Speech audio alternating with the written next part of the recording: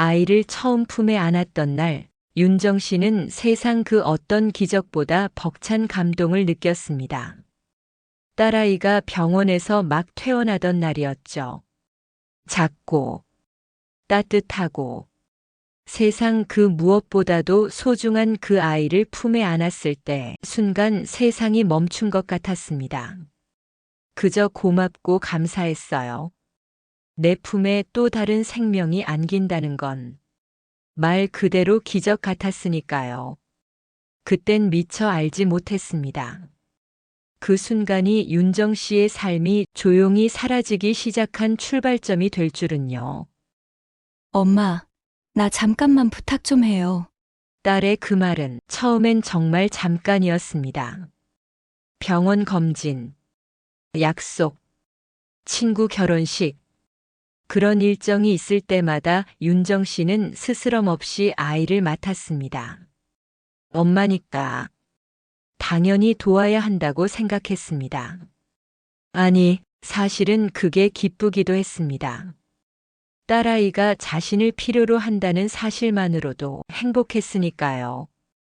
그런데 어느새부터인가 그 잠깐은 점점 늘어나더니 하루 종일이 되었고, 하루 종일은 일주일 내내가 되었습니다. 엄마, 나 직장 복직했는데 어린이집은 아직이라서요. 조금만 더 봐줘요. 금방 크잖아요. 딸의 그 말이 시작이었습니다. 하루아침에 윤정 씨는 전업 육아 할머니가 되어 있었습니다. 아침 일찍 딸 부부가 아이를 맡기고 가면 윤정 씨는 잠이 덜 깬 눈으로 분유를 데우고 기저귀를 갈고 유모차를 끌고 아파트 단지를 돌았습니다.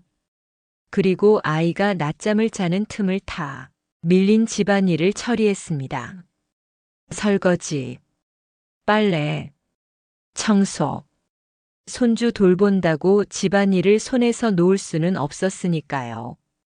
처음엔 그럭저럭 괜찮았습니다. 귀여운 손주와 하루를 보내는 건 나쁘지 않았고, 딸이 고생하지 않게 해주고 싶은 마음도 무척이나 컸으니까요. 하지만 시간이 지날수록 윤정 씨의 마음속에서는 이상한 감정들이 피어났습니다. 친구들은 여행 간다며 신나는 사진들을 보내오고, 동네 복지관에서는 문화센터 수업을 함께 하자며 연락이 왔지만, 윤정 씨는 하루 종일 어린 손주와 씨름하느라 바빴습니다. 그 모든 즐거움을 나중에로 미뤄야만 했습니다. 나중에 시간이 나면 그 말이 어느새 입에 착 달라붙어 버렸죠. 그런데 그 나중은 도무지 오질 않았습니다. 엄마, 다음 달까지만, 진짜 딱 다음 달까지만 맡아줘요. 그렇게 말한 지가 벌써 1년이 훌쩍 지났습니다. 심지어 어느 날은 가슴을 쿵 내려앉게 하는 딸의 말까지 들어야 했습니다. 엄마가 집에 계시니까 다행이죠. 애 봐주시는 거 감사하긴 한데, 요즘엔 다들 육아 도와주는 게 당연한 시대잖아요. 윤정 씨는 그 말을 듣는 순간 머릿속이 하얘졌습니다. 그래. 나는 집에 있긴 하지? 근데 내가 하고 싶은 게 없는 사람은 아니야. 하루하루가 얼마나 고단했는지 아무도 모르는구나. 머리가 멍해지는 기분이었습니다. 감사하긴 한데 당연하다고요? 윤정 씨는 단 한 번도 힘들다고 말한 적이 없었습니다. 힘들다고 짜증을 낸 적도 없었죠. 오히려 자신이 힘들어하면 딸이 더 힘들어할까봐 조심하고 또 조심했습니다. 그런데 돌아오는 건 엄마가 집에 계시잖아요. 요즘은 다 그래요. 엄마니까 도와주는 게 당연하다는 무심한 말들이었습니다. 그때부터 윤정 씨는 조금씩 무너지기 시작했습니다. 자신을 엄마나 할머니 말고 그저 한 사람으로 봐주는 사람이 세상에 아무도 없다는 사실이 뼈저리게 느껴졌으니까요. 그러던 어느 날 윤정 씨에게 갑자기 심한 감기가 찾아왔습니다. 기운도 없고 열도 나고 온몸이 쑤시고 아파 침대에서 일어나는 것조차 힘들었죠. 분유병을 들던 손이 덜덜 떨렸고 젖병 뚜껑을 열다 놓쳐 바닥에 떨어뜨리고 말았습니다. 그걸 주우면서도 눈앞이 핑 돌았어요. 그날따라 손주도 유난히 칭얼거리고 도저히 감당할 수가 없었습니다. 겨우겨우 아이를 달래고 있다가 딸에게 전화를 했습니다. 엄마가 오늘은 너무 아프다. 애기 아빠가 좀 일찍 데려갈 수 있을까? 딸의 대답은 윤정 씨의 심장을 다시 한번 쿵 내려앉게 만들었습니다. 에이, 엄마. 가벼운 감기잖아. 하루만 참아줘요. 내일은 제가 일찍 갈게요. 그 순간 윤정 씨 안에서 뭔가 툭 하고 끊어졌습니다. 울컥했죠. 내가 이렇게 아픈데도 참아달라고 말하는 딸. 그 말을 듣고 윤정 씨는 한참을 울었습니다. 소리도 없이 그저 눈물만 하염없이 흘러내렸죠. 이건 엄마로서의 사랑이 아니라 내가 그저 편한 육아도우미가 된 건 아닐까? 그런 생각이 윤정 씨의 머릿속을 가득 채웠습니다. 다음 날 아침 윤정 씨는 딸에게 단호하게 말했습니다. 얘야, 이제 엄마도 엄마 인생을 좀 살아야겠어. 너희가 힘든 거 알지만 이젠 그만할게.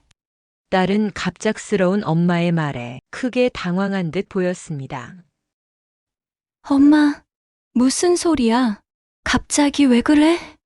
윤정 씨는 차분히 자신의 진심을 말했습니다. 그동안 엄마도 정말 힘들었어. 너희한테 말 못했지만 하루하루가 참 외롭고 힘들었단다. 딸은 아무 말도 못하고 고개를 떨궜습니다. 그리고는 며칠 후 조심스레 윤정 씨를 찾아와 진심이 담긴 말을 건넸습니다. 엄마, 미안해. 엄마가 그렇게 힘든 줄 몰랐어. 당연하게 생각했던 거. 정말 미안해. 딸의 눈가에 맺힌 눈물이 흘러내렸습니다. 그 순간 마치 아이였을 때처럼 내게 기대어 우는 그 모습에 나도 모르게 딸의 손을 꼭 잡고 말았죠.